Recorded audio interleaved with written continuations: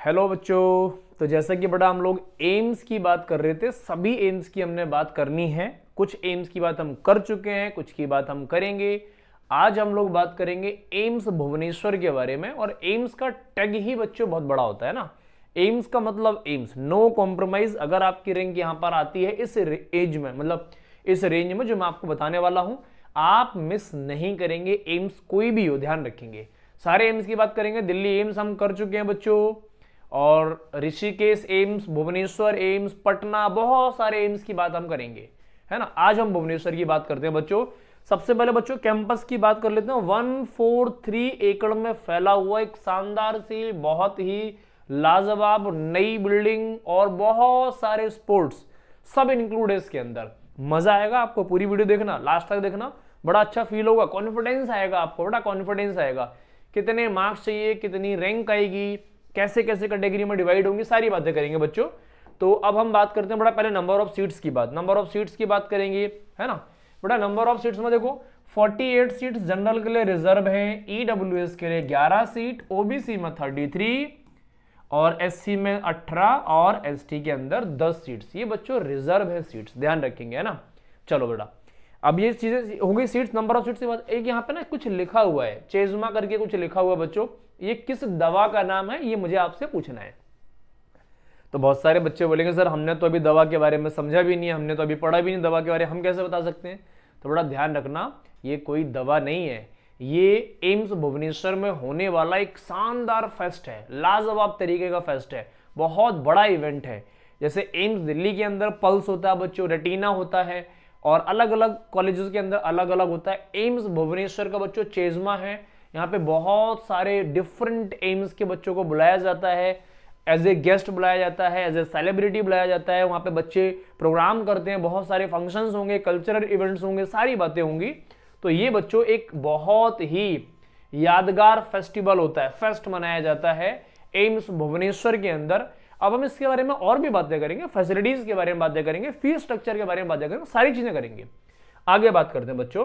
तो हमने चेजमा की बात कर ली बड़ा, अब हम बात करेंगे मार्क्स वर्सेस रैंक। यही आपका जीवन को सुधारेगा, यहां पर आपको काम जरूर करना बच्चों। अगर आपको बच्चों 600 रैंक के अंदर आना है तो आपको 700 टच करना पड़ेगा इस साल। 2025 की बात कर रहा हूं बच्चों, मैं 695 पर भी हो सकता है। तो बच्चों यहां पे मैं 695 भी कर देता हूं, ध्यान रखेंगे। ईडब्ल्यूएस में बात करते हैं बच्चों, 2000 रैंक के अंदर आना है आपको तो 680 प्लस ही रखना पड़ेगा। इसमें बच्चों इफ और बट नहीं हो सकता, कुछ भी ध्यान रखेंगे, है ना। इफ और बट नहीं हो सकता। यहां बच्चों 1200 रैंक आपको करनी है। अगर 1200 रैंक करनी है तो ओबीसी में बच्चों ध्यान रखेंगे रैंक ऑलवेज बढ़ती है, ऑलवेज बढ़ती है। तो यहां बच्चों आपको 690 के आसपास रहना ही पड़ेगा बच्चों, 690 के आसपास रहना पड़ेगा, तब आपको यहां पे एडमिशन मिलने वाला है एम्स भुवनेश्वर के अंदर। अच्छा, एसटी के अंदर बच्चों 12000 रैंक, मैं 12000 रैंक की बात कर रहा हूं बच्चों। यहां पे बच्चों 640 के आसपास आपको रखना ही पड़ेगा बच्चों, 650-40 के बीच में रहेगा। और एसटी के अंदर बच्चों आपको, अगर आप कैटेगरी के अंदर आते हैं, 23000 रैंक की बात कर लेते हैं बच्चों।